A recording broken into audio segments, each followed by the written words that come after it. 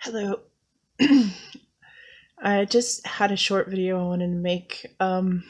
Personally, for me, I do not want to get vaccinated against COVID 19. For my own personal feelings about vaccinations and risks of death or other side effects. Um, it's like a double edged sword. But personally, I'm not going to get the vaccination. No matter what your belief is, please consider not getting the AstraZeneca vaccination if you're going to get the vaccination. I just have a bad feeling about it, and I'm afraid that it could cost people's lives. I kind of wanted to talk about my childhood. I grew up in the countryside. I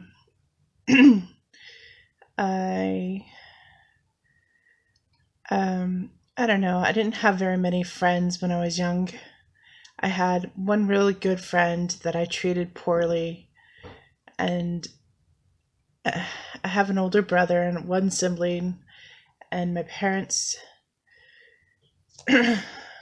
were gone most of the time, so my brother took care of me. He was like my parent and sibling. I don't know.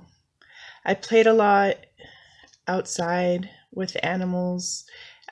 We had a field during part of my childhood, and I would go looking for snakes under boards or frogs or tadpoles in little streams that we had, or ponds on the property. I enjoyed playing in the rain because it rains a lot here. And being at peace, but feeling very lonely as a child. And then I think some of those schizophrenic delusions started showing themselves when I was in the 6th grade. Because one day during class, during homeroom, I remember there was this big glass window in the classroom, and the class was just discussing regular stuff and like going over assignments and things. And I remember picturing myself just jumping through the window and it shattering into a million pieces and just running out of there. Like I just didn't want to be there. And that describes most of my school growing up. I just didn't want to be there at school. I didn't want to have to participate in the classroom. I felt like I was deathly afraid of just being around other people, and even students my age. Teachers didn't scare me so much, but older people kind of, intimidated me a lot. And I don't know, I've always had this innate fear of people or something. And I'm trying, as I got older, I'm in my 40s now, I don't have it as much, especially with what I've gone through in life. But I feel like everyone deserves to be loved. I feel like everyone deserves to have their voice heard, no matter what their opinion is. I think we all could take someone's perspective and learn from choices in their lives, or their life experiences. I don't know, just I think that was about it for now. It's just really, I feel pressed to say, please do not take the AstraZeneca vaccination. I know they say it's okay and it's good to go, but something about it just bothers me. And yeah, I don't want there to be people dying from it. I want to say something about that. Um, I remember, okay, my parents divorced when I was about 12 years old, and it was a really rough time. I didn't know what to do. If I wanted to live with my mom or my dad. My dad went off to live with his parents because he didn't have anywhere else to go. My mom took the house and the property, and my brother kind of forced me to go with him, but it was the right decision, I believe, at the time. Uh, anyways, I was in mourning. I was so upset and distraught that my family was breaking up, and I didn't know what to do with all the feelings and the loneliness growing up. And I still don't know what to do with the feelings of loneliness that I carry with me. I need to heal, obviously, and as a Christian, I believe that God can do that for me, and that I need to seek Jesus more and his word, go through his word and trust in him that he'd bring healing. But anyways, I remember once when I was about 12 years old being on that property. My mom was gone because she had a new boyfriend, and it was just me.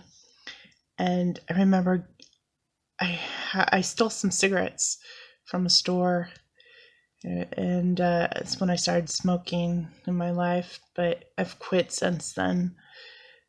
That's when it started, and I guess I was medicating with nicotine at a young age. Um, anyways, I remember going out for a smoke, and I remember just out in the field in the lumps of grass and the tall grass, feeling like I wasn't alone, even though I was. I remember feeling there were shadow people watching me, observing me, and I just felt so upset and hurt what was going on in my life and lost.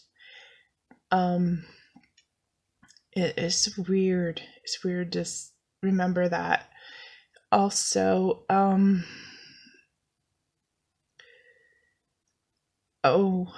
once close to that age of 12 years old, before I decided to live with my grandparents with my dad and brother, I remember having a very vivid dream of my father coming to visit me at the high school I was currently attending at that time.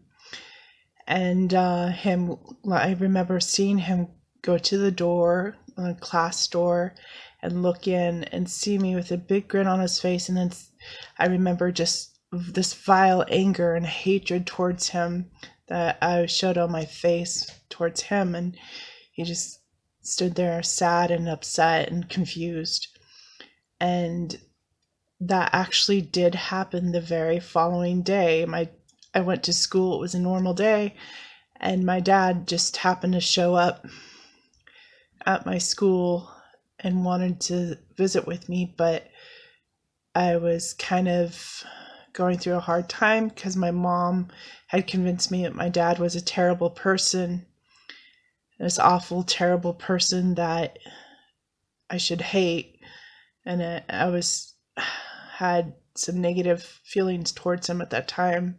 I was diagnosed with paranoid schizophrenia in 2010.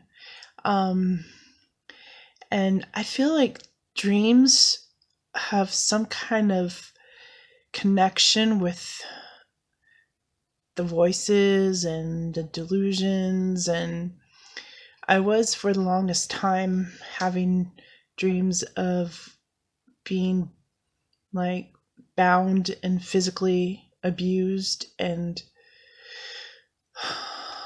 tortured.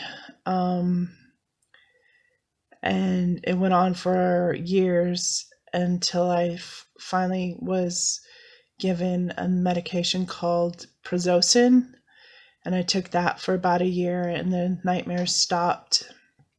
The thing was, the dreams were so vivid, and like the textures, the colors, it was so vivid. And it was scary because when I woke up during the night, I thought it was still going on. I'm like, this is still a dream, or this is real. And it took me a while to kind of snap out of it. I still, I don't have the nightmares anymore, thank God, but I do still have odd dreams. That's just part of life. I think we have weird dreams and they don't really mean anything.